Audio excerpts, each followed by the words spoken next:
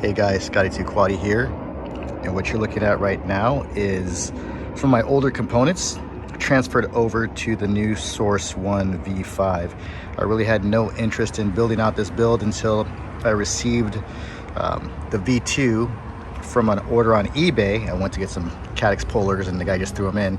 I said, heck, it came with an arm, so I might as well try to build it out, but I could not find those arms, and all I could find was the V5, and the V5 is much different than the V2. I think that the V5 is definitely brought up to today's design standards. Here is the V2. I'll actually look at see how thin the V5 is. The V2 is very old school because it is old. Okay, it's just a square body frame, but the new design is very cool, and you'll see it's much lighter than I thought that it was going to be. The difference is, if you can see the arms, the V2 is much wider. The arms are much wider. However, I don't know if you can see here, but probably hard to see, but the V5s, the arms are 6 millimeters. So that's a big difference, and we're gonna see how that performs and if it can withstand the Scotty2 crashy results today. So we're going to put it through its paces today. Things that I have done to this, you got to bear in mind, this is a $29 to $32 frame as of this video, so you can't expect too much in the terms of quality of chamfering and the edges being milled the way you want them, because no, they're not. I mean, I got this frame and the edges are super sharp. I mean, but it's, like I said, it's a $29 frame, right? So what I did temporarily until I see either some 3D prints or come up with a design of my own, I just went ahead and hot glued the edges of where I know that I crash, so that I do not have a risk or limit the delamination of the arms when I hit something. And I've also, you see it's kind of purplish there, that purplish looking glue is actually conformal coating. So what I did was I slothed and slathered the sides of the arms to help prevent delamination.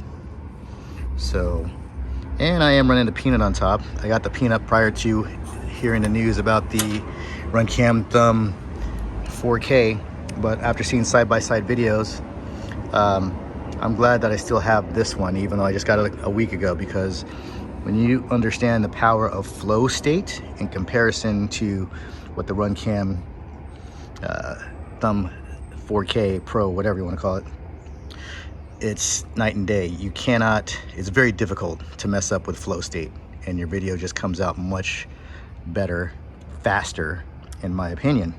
And I also have the Thumb Go coming too, the Pro, so you'll see those on different quads, but it's just good to have variety and try not to be too biased one way or the other. All right, another thing about this quad that I thought was going to be an issue, I told you, was the weight, because I always thought that Source Ones were very ugly because of how boxy they are. But this one is different. And the weight, let's check this out. Surprisingly, the weight of this quad with the camera dry is lighter than my BangGod. My BangGod comes out to, I believe, 440 grams. Yep. And this is coming out to 432. So still even lighter with a camera on it than my BangGod. And flying with the, or what we're gonna do today, flying with the 1300 milliamp RC Hackers. Let's see. Look at that, it comes out to a pretty nice semi-light 5-inch freestyler. So I like that so far. We'll see how it performs.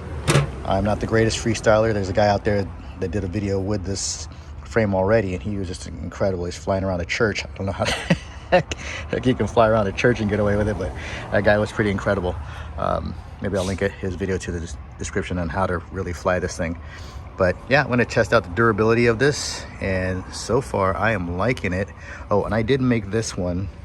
I decided that maybe moving forward, since I have so many forest batteries and forest batteries are so cheap, I made this with 2400 kV motors, the Emax Echoes, and I have them the motor output for 6S because all my components are 6S, so I can fly this puppy on 4 and 6S and even 5S. So yeah, I think for me moving forward, that's going to be more practical because I have more options.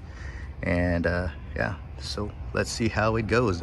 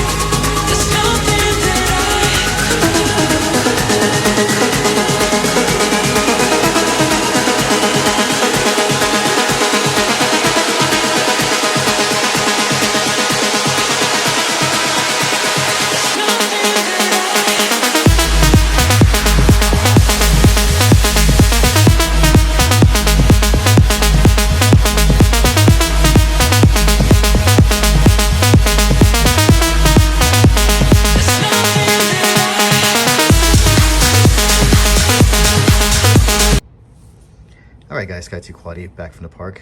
This is the Source One V5. Just did the maiden flight, and I gotta tell you, if this thing can hold up to crashes like my BangGod imitation, this may be my new daily driver. In fact, I ordered another frame from Defiance RC because they're the only one on the planet that is carrying them in stock for $32 right now, $38 shipping as of this video. So I have 2 of these, and if they hold up, the arms hold up, I think this might be my daily because it was so light and so freaking maneuverable, and all up weight with the CADDX Peanut.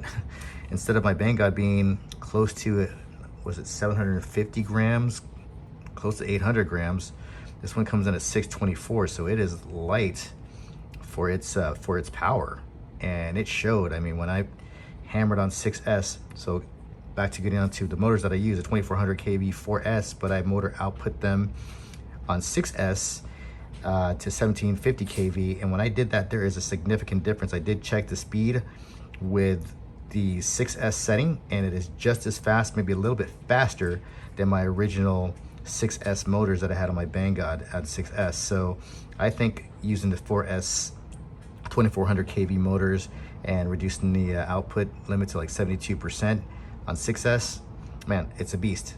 It's great because it had the full power of 4S and it flies like a dream. It's like really smooth and maneuverable, and then when you go to pop it on 6S, it is just, it's crazy. It's hard to explain, but I do like this frame.